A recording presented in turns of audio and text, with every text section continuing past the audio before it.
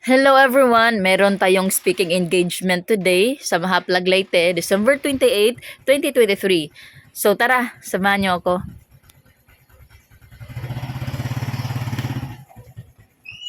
Joke, nandito pa ako sa labas. Today, inimbitahan tayo ng isang simbahan sa Mahaplag Leyte na mag-speak sa kanilang year-end youth fellowship.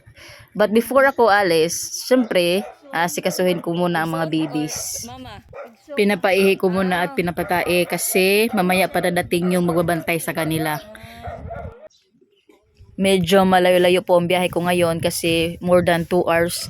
I think 2 hours and 30 minutes yung biyahe. Pero worth it lang kasi kahit pagod ako, worth it kasi alam ko na I'm doing what God wants me to do. 3 PM na nang nakarating ako dito sa Mahaplag Leyte. So nandito ako sa isang bahay ng member ng church.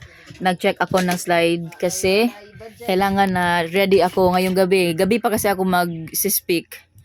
So ito yung bahay na dinatan ko, ito yung pamilya nila. Hi Ate Allen, hi Joanne, shout out naman. Nag-ready na kami kasi almost 6 PM na. So 7 yung call time. 7 doon ako magsi-speak mga 7:30. So ang gaganda nila, gaganda namin, char. Flex ko lang yung beauties. Mipadala ang Dios anghel nga si Gabriel ngadto kang Maria alang sa pagdala sa usa ka mensahe. Ayong kahadlok Maria. Sinimulan ng mga young people dito ang event nila with the play, yung Birthday Christ. Because this was also their Christmas party at the same time year-end fellowship ng mga young people. Lugar niya, ma'am. Wala na. Maluy kay tao ng masawa, mga nakay na. Inaw sa kalibutan pagigdain sa katawhan.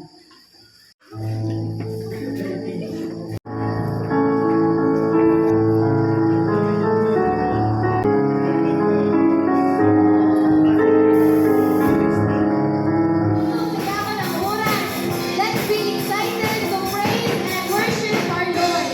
So karon atong ginhatag na nalang kusog, na nalang tingog para sa pagdaig sa atong buhay ng Diyos. So my God, at tumawid ko na ang joy of the Lord.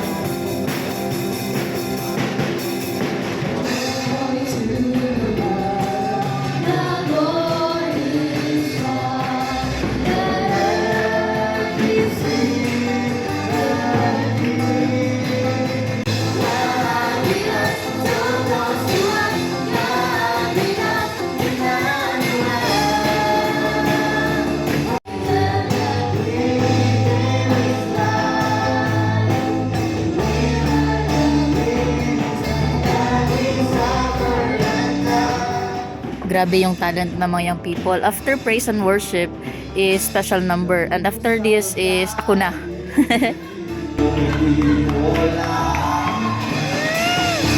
Dahil sa pagsimba, At the moment po, si Hadasa, si Judah, mga Mingming at si Spikey ay inaalagaan ng dalawa kung masaligan or maasahan na yung people, si Criselan at si Kathia. Sila talaga dalawa right now ang number 1 na maasahan ko when it comes to taking care of my babies. Kasi since bata pa si Judah at si Hadasa, sila na po talaga ang nagbabantay kapag wala ako. Kasi I have my personal commitment to the Lord na whenever I will be used sa ministry, I will go no matter if magte-take siya ng 2 weeks na wala ako or days na wala ako, I will go because alam ko na for the Lord and alam ko na may mag-aalaga sa mga babies.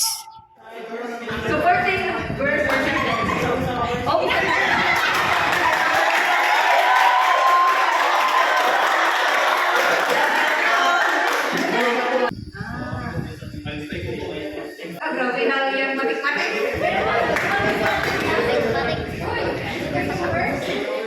Supporting ko na, okay na ba sa sentence? Wala tayo ng supporting sentence? Kinsay mo tungkol. Ulit ko na sir, Uy, baka ba sa tungkol?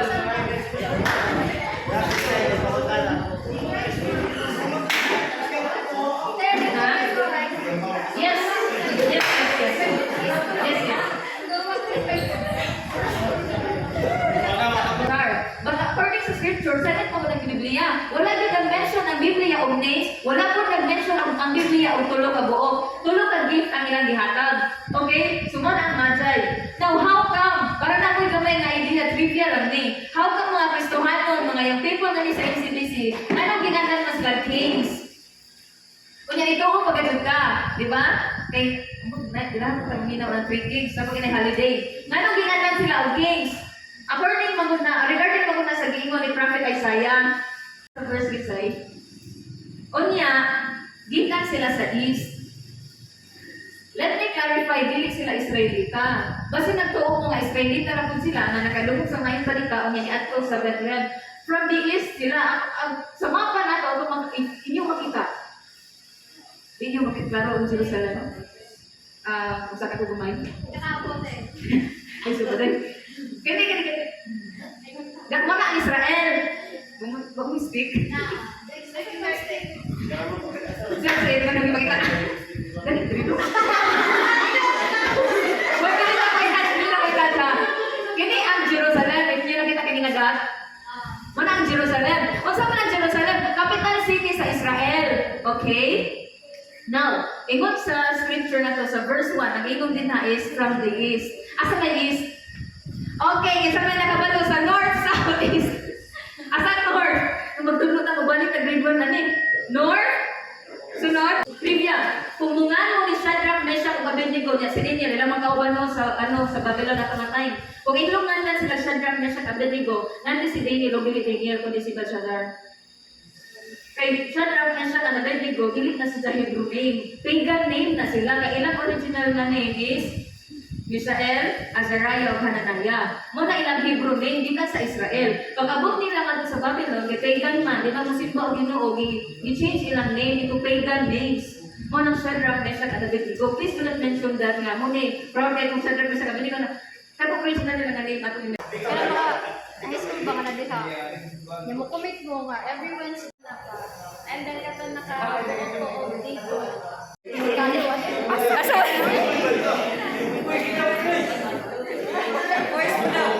ka na, boys. Ay, tora sila oh!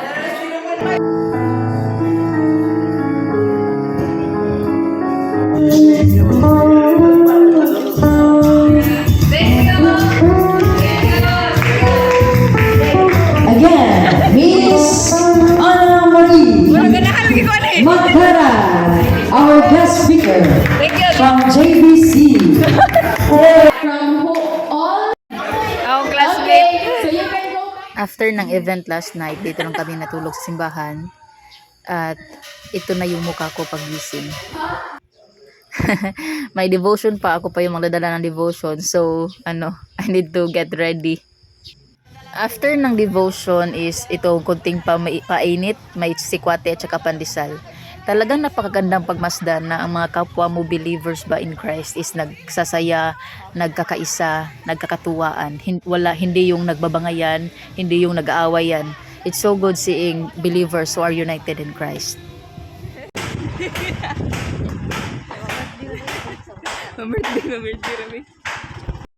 Nandito kami sa bahay ng pastor ng church ng MCBC. May birthday kasi ng anak niya. So nagkikain kami. After eating, binisit namin itong isang classmate namin sa Bible School. Classmate ko po yung dalawang yan sa Bible School sa Cebu. I'm on my way home na at hindi ko mapigilan na huminto sa ganda po ng kalikasan. Grabe si Lord, grabe ka-amazing yung Creator. Talagang kapag nakita mo yung creation ba, talagang mapapa-worship ka, talagang mapapaisip ka kung maganda na yung creation, how much more is the Creator. So ito po is ang Agas-Agas Bridge dito sa Mahaplag, Leyte.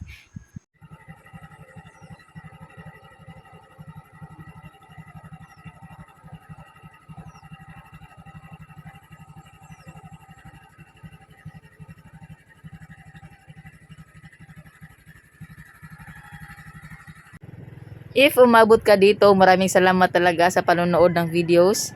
Talagang napakalaking tulong yan sa revenue ng Facebook page namin. Thank you po. God bless you.